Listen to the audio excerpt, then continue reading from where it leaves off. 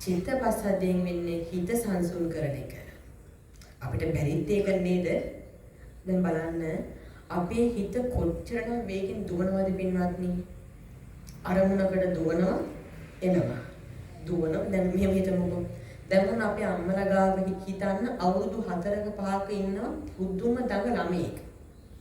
කොච්චර කිව්වත් අහන්නේ පුඩුවකින් වාඩි කෙරුවොත් විනාඩියක්වත් ඉන්නෙත් නැහැ. ඒ හැරලා මේ හැරෙද්දි පැනලි ඉවරයි. ඒ තරම් දඟේ. දැන් ඔබේ දරුවා එච්චර දඟයි නම් ඔබේ හිත කොච්චර දඟයිද බලන්න. දරුවා නම් තප්පරයක් හරි පුටු විඳීවි. අපේ හිත බලන්න. අරමුණකට දුවනවා ආයෙනවා. ආයෙ දුවනවා එක තැනක තියෙන්නේ මන අපේ හිත පින්නන්නේ. දැන් මේ බණහදී ඔබේ හිත කොහේද? ගෙදර රටවල් වල ගිහිල්ලා. මෙතන නම් හොඳයි. හරි. දැන් මේ අනික පින්නන්නේ මෙහිමයි. දැන් අපි මතක තියාගන්න. අපිට තාමත් බැරිලා තියෙන මේ හිත පාලනය කරගන්න. අපි කවදා හරි කැප වෙලා මේ හිත සංසුන් කරගනීද පාලනය කරයිද අන්න එදාට අපේ හිත තුල මෛත්‍රිය කරුණාව මුදිතාව අනුන් කෙරෙහි ආදරය සෙනස ඇති වෙනවා. දැන් ඔය සමහර අපේ අම්මලා ඉන්නව කොහොමද? අපි මොන බලහනවා. දැන් අද මම පින්නත්නි ආදරය කරනගෙන බලක් කිව්වොත් අහගෙන ඉඳ වැඳලා අනේ හොඳයි කියලා ගෙදර යනවා. ගෙදර ගිහින් යක්ෂණියෝ වගේ හට්ටි මුට්ටි උඩින් තාත්තලා වනේ තාත්තලා බයයි. දැන් පැය ගානක් කරුණාව ගැන බනහලා ගෙදර ගිහින් ඒ පැත්ත නැහැ. හේතුව හිත සංසුන් නැහැ අපි. ඔබ අපේ හිත අපි පාලනය කරගන්නේද ඉවසීම ඇති වෙනවා. දැන් කතාවක් තියෙනවා කවුද පින්නත්නි ගෞතම බුද්ධ ශාසනයේ ප්‍රඥාවන්තම භික්ෂුව? සරියුත් මහරහතන්. මේ පැත්තෙන් කියන බලන්න කවුද ගෞතම බුද්ධ ශාසනයේ ප්‍රඥාවන්තම භික්ෂුව? සරියුත් මහරහතන් වහන්සේ. හැමෝම දන්නව නේද?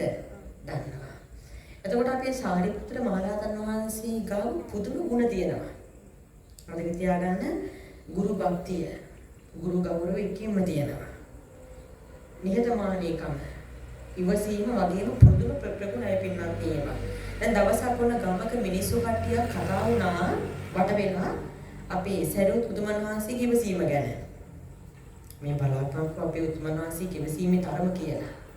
දැන් ඕක කරුණ පින්නත් පොඩ්ඩක් එහා හිටපු මිත්‍යා දෘෂ්ටික බ්‍රාහ්මණයෙක්ට පුදුම කේන්ති මේ වෙනකොට මුන්ට මේ පිස්සු හැම වෙලෙම කියවනවා ඉවසීමක් ගැන.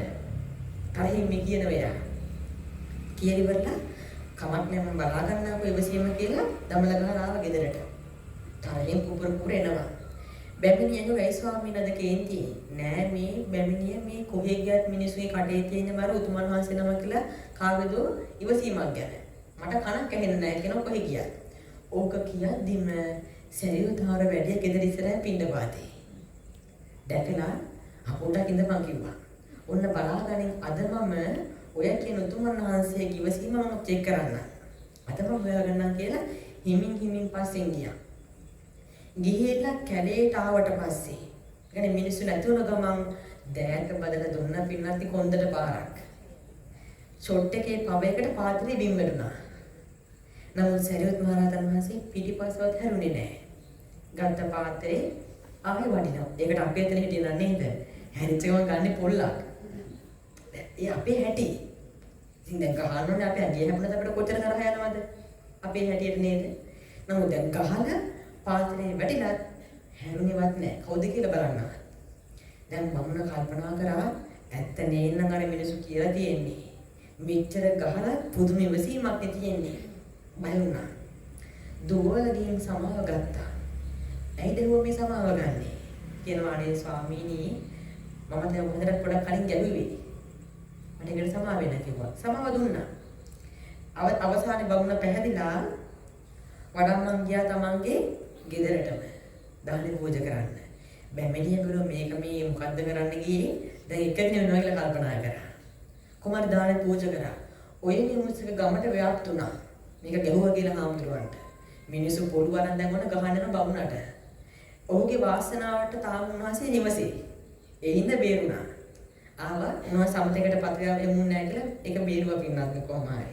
ඒක මට නුනේ කියලා ප්‍රශ්නයක් නැහැ කියලා. ඉතින් බලන්න දැන් අපිට එහෙම විසීමක් ඇති වෙන්නේ හිත පාලනය වුණාම. ඔය හිත පාලනය නැත්තම් චිත්ත පස්සද්ධිය නැත්තම් ඒ ඇති වෙන්නේ නැහැ අපි ගාව. එදා අපි පුරුදු වෙන්න ඕන අපි හැමදෙනාම ජීවිතේ හැම වෙලාවකම හිත පාලනය කරගන්න. මේ හැමදේම අපි මේ මිනිස්සෙක් මරන්නේ, කෙනෙක්ට බනින්නේ, අතක් උස්සන්නේ, හොරකමක් කරන්නේ, සතෙක්ව මරන්නේ. හිතින් හිතලා හිතයි පෙරට වෙන්නේ. ධම්මපදේ මුලින්ම කියන්නේ ඒකනේ. මනෝපුබ්බංගමා ධම්ම. ඉතින් එහෙම කියනකොට අපි දක්ෂ වෙන්න ඕනේ හිත පාලනය කරගන්න. කැප වෙන්න පින්නත් මහන්සි වෙන්නේ ඒකට. ඔන්න එහෙනම් කාය පස්සද්ධියෙන් කය සංසිඳවනවා, චිත්ත පස්සද්ධියෙන් හිත සංසිඳවනවා. නැගිටලා යනවා සමහරු දැන් අර බලමින් බොදු පින්වතුන් හට නොම මෙය ගැලපෙන්න ඔය ලෙස නොහැක නිවනට නම් ලං වෙන්න මහසෝනා ගහවි පරිසසමින් යන්න සැර වැඩිද මන්දා දැන් ඔබට මේක එච්චර ගාණක් නැහැ මේ පැති විශ්වාස නැහැ නේ ඔය හැබැයි ගමකට ගිහිල්ලා කියනකොට යන කට්ටිය එතනම හිමීට වාඩි වෙනවා ඒ ගම්වල විශ්වාසයි පුදුම බයයි මිනිස්සු යන්නේ කලවරේනේ එනේ එතනම හිමීට වාඩිලා ඉවරනකම් ඉන්නවා දැන් මෙහෙමයි විශ්වාස විශ්වාසය ඔබ ළඟ තියෙන දෙයක්. නමුත් පුරුදු වෙන්න එපා කවදාකවත් බනහද්දී නැගිටලා යන්න. හරි. එහෙමනම් සති, ධම්මවිචය, විරිය, ප්‍රීති, පස්සද්ධි කය මොකද්ද? සමාධි සම්පූර්ණයි. දැන් බයෙන් වගේ උත්තර දෙන්නේ. ප්‍රශ්නයක් නෑ කතා කරන්න. හරි. සමාධිය කියන්නේ මොකද්ද පින්නත්නි? සමාධිය වන හිත ඒකාග්‍ර කිරීම. හිත එක තැනක පවත්වීම. එක්තැන් කිරීම. ගහල එක්තැන් කරන එක නෙවෙයි. හිතේ කොහොමරි පාලනය කරගෙන එක අරමුණක තියාගන්න එක. දැන් මට කියන්න බුදුදහම උගන්වන ප්‍රමුඛතම මෙඩිටේෂන් භාවනා දෙක මොනවද? මේ පැත්තෙන් කියන්න ඕනේ. සමත විදර්ශනා. ඔය සමත භාවනාවෙන් වෙන ටිකමයි සමාධියෙන් වෙන්නේ. මතක තියාගන්න. දැන් සමත කියන වචනේ අර්ථය මොකක්ද? මම අපි හිතමු මොන ඉස්කෝලේද වලියා ගිහිල්ලා. මොන පුතා ඇවිත් අම්මට කියනවා අම්මේ අද ඉස්කෝලේ අයියලා රණ්ඩු වුණා. හැබැයි ලොකු සරවිත රණ්ඩුව සමතයකටපත් කරා. ඒ කියන්නේ ඒකත් සංසිඳවනවා, ඉවර කරනවා. ඒකෙන් මුදවනවා. දැන් එතකොට එහෙමනම් සමත භාවනාවෙන් වෙන්නේ සංසිඳ වීම. මොනවද?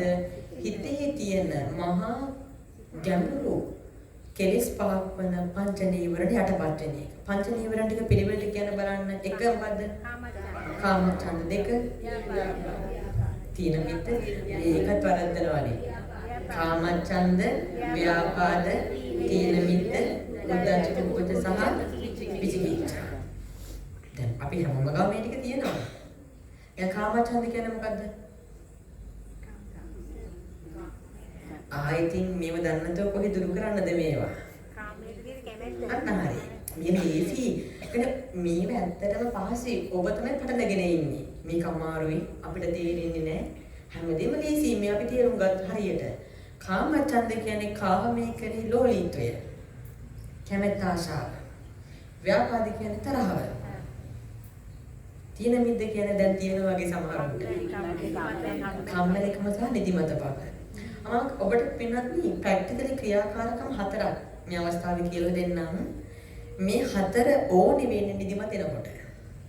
නිදිමතක් ආවොත් මේ හතර කරන්න නිදිමත හරි. අනික මේක බුදුහාර දේශනා කරේ. අපේ මුගලන් මහරහතන් වහන්සේ දේශනා කර එකක්. එක නිදිමත ආපු ගමන් පින්නත් සක්මන් කරන්න ඕනේ. මොකද ඒක සක්මන් කිරීම. ඇවිද්දට පස්සේ විනාඩි දෙකක් තුනක් නිදිමත නැති වෙනවා. දැන් ඔය ළමයි නම් කොහොමද? ඉස්කෝලේ යන උදේ නැගිටුවම හිටගෙන නිදි. සමහරලා. ඇවිද්දට පස්සේ හරියනවා ඔක. දැන් හැබැයි මෙතන ඒක කරන්නට දැන් බෑ. දෙක වතුරේ මූණ හොද ගන්න එක. ඒක කොහොමද ප්‍රකටයිනේ මිනිස්සු ගාව. ඒක දැන් මෙතන කරන්නට බෑ. තුන ආලෝක සංඥාව මෙනෙහි කිරීම. ඒක නම් පින්නත් කරන්න හොඳට ඉර පායලා තියෙන්න ඕනේ. නැත්නම් හොඳ එළියක් තියෙන්න ඕන.